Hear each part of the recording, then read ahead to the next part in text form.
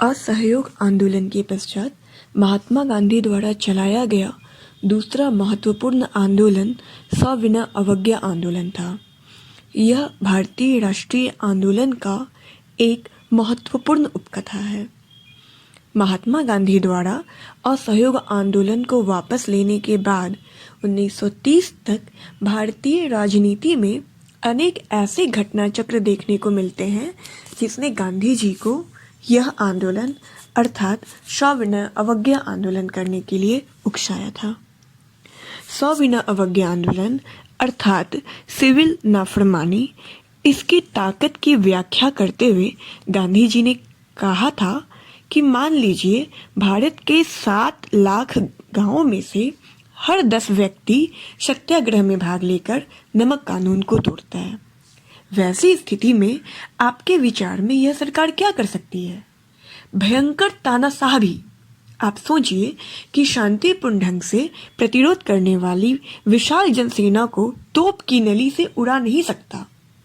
यदि आप थोड़ा बहुत भी इस काम में लग गए तो हम आपको पूरा विश्वास दिलाते हैं कि बहुत कम समय में ही हम इस सरकार को थका डालेंगे।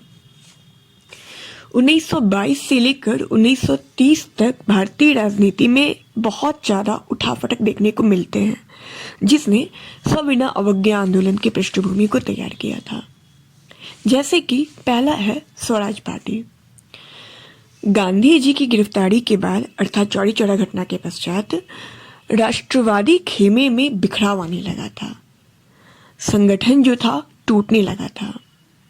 बहुत से लोग थे वो गांधी जी की रणनीति पर प्रश्न चिन्ह लगाने लगे थे और जो एक राजनीतिक गतिरोध पैदा हो गई थी तो उससे उबरने के लिए एक रास्ता भी ढूंढा जाने लगा था।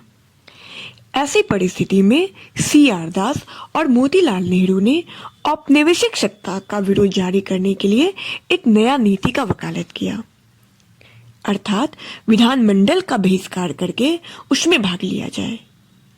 सरकारी योजना जो है उसमें अड़ंगा डाला जाए। मतलब ये जो व्यवस्था जो था, इस नीति को मानने वाला गुट जो था वो परिवर्तनवादी गुट कहलाया और जो केवल गांधी जी के रचनात्मक कार्यों का समर्थन किए वे अपरिवर्तनवादी कहलाए। जैसे कि पटेल हुए, ये अपरिवर्तनवादी थे। गोपालाचारी हुए, अंसारी जी हुए, तो ये सब अपरिवर्तनवादी थे। इसी परिवर्तनवादी और अपरिवर्तनवादी गुट की पृष्ठभूमि में 1 जनवरी 1923 ईस्वी को एक नई पार्टी कांग्रेस खिलाफत स्वराज पार्टी का गठन किया गया जो बाद में स्वराज पार्टी कहलाया। इसके अध्यक्ष चित्तरंजन दास बने और मोतीलाल नेहरू इसके सचिव बने। स्वराज पार्टी कांग्रेस का उद्देश्य कांग्रेस से अलग नहीं था अर्थात स्वराज पार्टी कांग्रेस के अंदर ही एक समूह के रूप में कार्य करना था। स्वराजवादियों का मानना था कि राजनीतिक निष्क्रियता को दूर करने के लिए विधान परिषद में हिस्सा लेना बहुत जरूरी है। ये बात अलग है कि गांधी जी विधान परिषद का सदस्य बनने या उसमें कार्यवाही में बाधा बनाने की नीति के विरोधी थे, लेकिन फिर भी उन्हें स्वराजियों की निष्ठा और ईमानदारी पर कोई भी शक नहीं था। उन्होंने अपनी पुस्तिका यंग इंडिया में लिखा है कि अगर मैं जरूरत की घड़ी में स्वराजियों का साथ नहीं देता हूं तो यह देश के साथ धोखा होगा। अर्थात वो स्वराजियों के आदर्शों को भली भांति जानते थे। अलग बात है कि जो उद्देश्य था उसको प्राप्त करने का जरिया कांग्रेस का और स्वराज का थोड़ा सा भिन्न था, लेकिन उनकी मंशा कहीं ना कहीं कांग्रेस के उद्देश्य से मेल खाती थी। और यही कारण है कि जब 1923 ईस्वी में केंद्रीय विधानमंडल का चुनाव होता है तो उसमें स्वराज पार्टी हिस्सा लेती है और बंगाल और बंबई में ये सबसे बड़ी पार्टी के रूप में उभरती है। स्वराजवादियों की सबसे बड़ी उपलब्धि ये थी विट्ठल भाई पटेल को ये केंद्रीय असेंबली के अध्यक्ष के रूप में चुना जाता था। अब दूसरा है साइमन कमीशन। 1927 ईस्वी में ब्रिटिश सरकार ने सर जॉन साइमन की अध्यक्षता में इंडियन स्टैट्यूटरी कमीशन अर्थात साइमन कमीशन का गठन किया था। ये 7 सदस्यीय आयोग था। भारतीयों ने इस आयोग का विरोध किया। क्यों? क्योंकि इस कमीशन के सभी सदस्य जो थे वो विरोधी थे। 1919 ईस्वी का जो अधिनियम था, उसी अधिनियम में इस बात की व्यवस्था कर दी गई थी कि आगामी 10 साल के बाद जो अधिनियम बनाया गया है उसका लेखा जोखा करने के लिए एक आयोग का गठन किया जाएगा।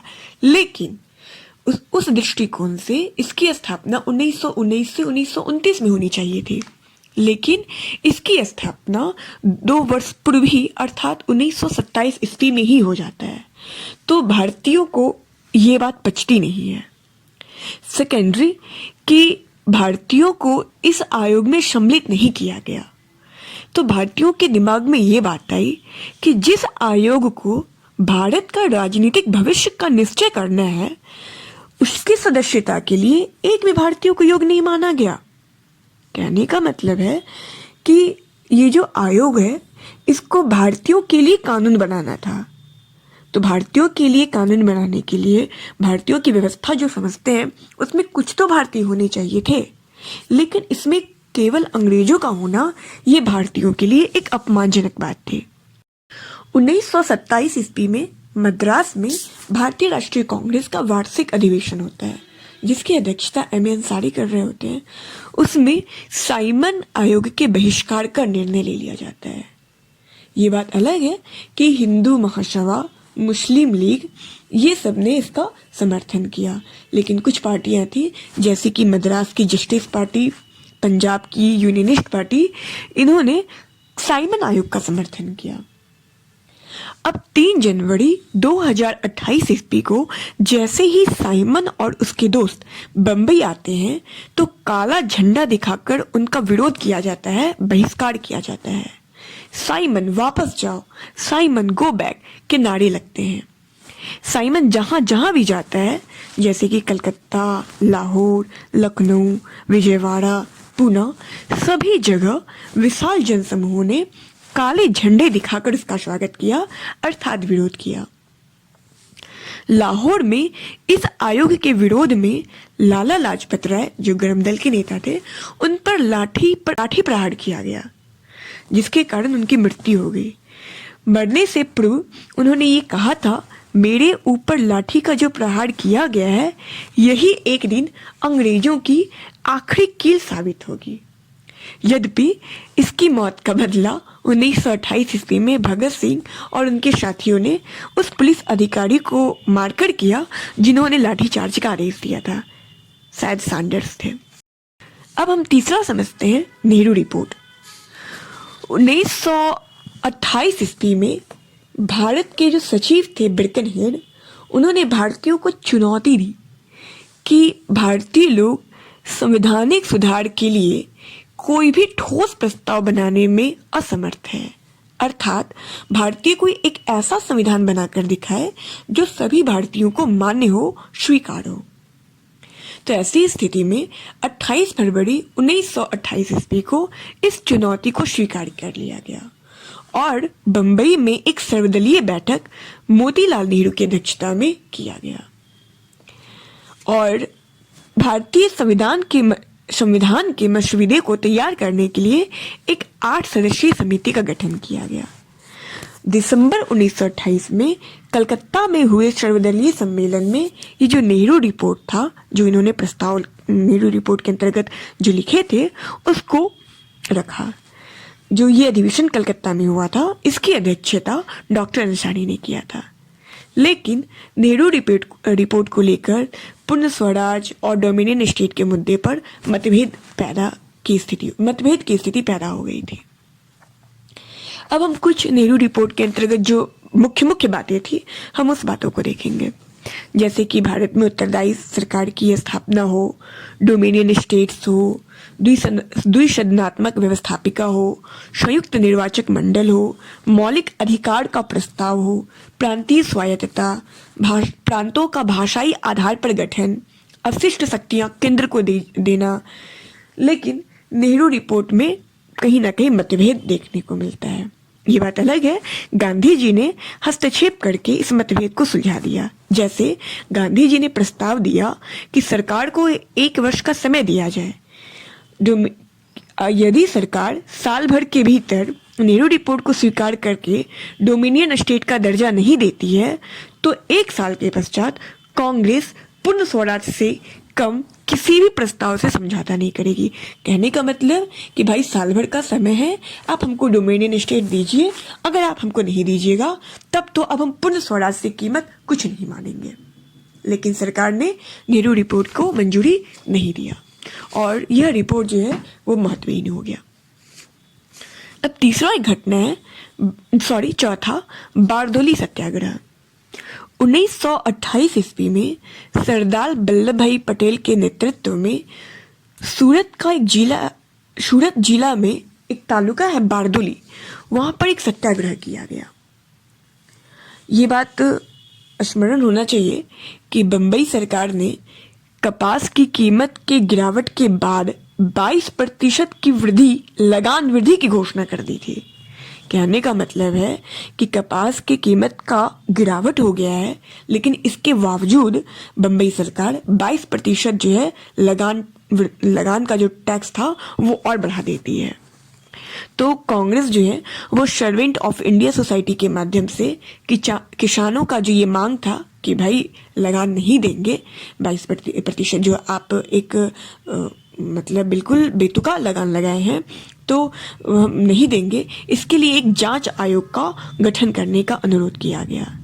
सरकार उनकी बात को मानती है और ब्लूमफील्ड मैक्सवेल मतलब एक ये बनता है, समिति बनता है और उसमें बारदोली मामले की जांच का आदेश सरकार देती है और इस रिपोर्ट के आधार पर बढ़ाया गया जो 22% लगान था उसको घटाकर 6.03% कर दिया जाता है।